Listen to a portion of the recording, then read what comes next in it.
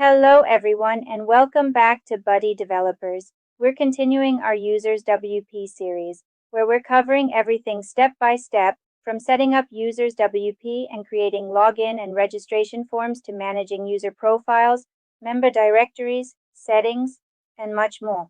Before watching this video, I highly recommend checking out our previous video in this series as it will help you better understand the steps we'll be covering today. You'll find the link in the video description. In the last video, we learned how to install and activate UsersWP and how to configure its default settings and setup wizard.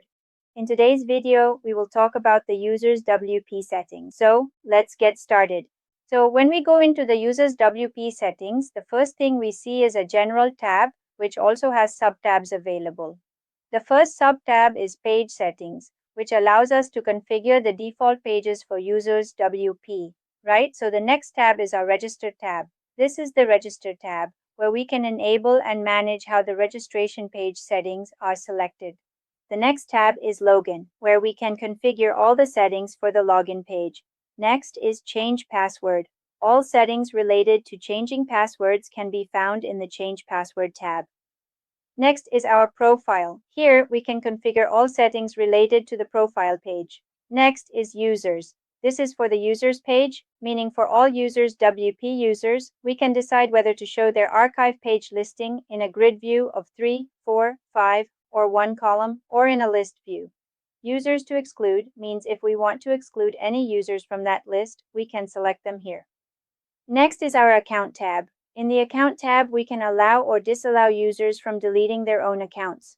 Next is our Author box. Here, we find the Author box settings, where we can choose where to display the Author box, below content, above content, and for which post types we want to show it. Next is Developer. These are developer settings that developers can use, including disabling avatars, overrides, advanced settings, debugging, default design styles, and similar settings. The next tab is Redirect, where we can manage role-based redirection settings for administrators. This means if an administrator logs in, we can configure which page they are redirected to after logging in. We can manage these settings for the editor user role, author user role, contributor user role, and subscriber role from here. Next is Email, Email Sender Options. In the Email Settings tab, we get 3 options: Email Options, User Emails, and Admin Emails. In the first tab, we find the Email Sender Options settings, where we can change the sender name, sender email address, and if we need to add a logo to the email template or change the footer text, we can do that here. There are also some advanced settings that are hidden. By clicking this button, we can access settings like changing colors.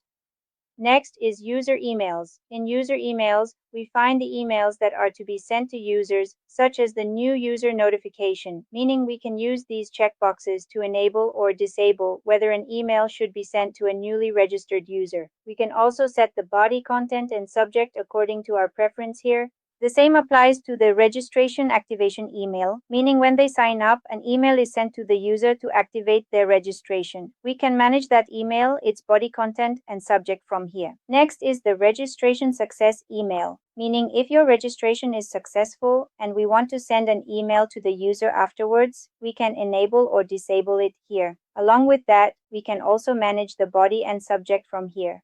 The same applies to forgot password emails, change password emails, reset password emails, account update emails, new email activation emails, and account delete emails. If we want to send these or not, we can disable them by unchecking these checkboxes, and we can also manage their body content and subject from here.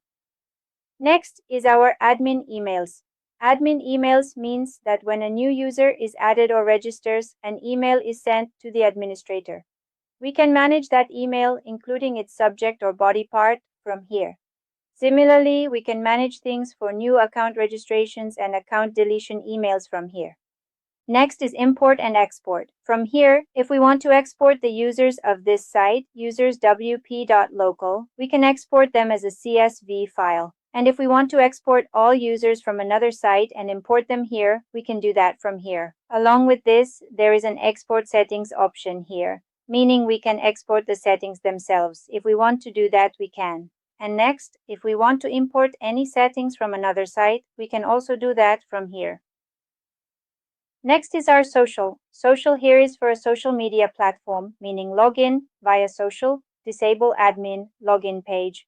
If we want to allow a user to log in via social media, we can enable or disable it from here. Along with this, there is the Google key, where we will need to put the Google API key, secret key, and client ID so that users can log in and register via social media. We can manage such settings from here. Next is about UsersWP add-ons and reCAPTCHA, where if we want to enable reCAPTCHA on UsersWP during login, registration, or any other page, we will need to add the Google reCAPTCHA API key and secret key here, and we can enable that reCAPTCHA on these pages.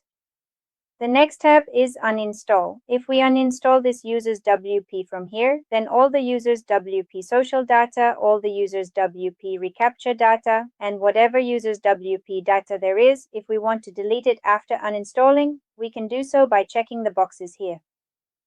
So today we learned about the UsersWP settings and what the function of each setting is. Now, in the next session, we will talk about these UsersWP pages, how we can add them, and how we can configure them. We are also providing a community website development services. If you need any help regrading community website, you can book a 30-minute free consultation call with our experts. That's all for today's video. Please like, share, and subscribe this video. See you in the next video.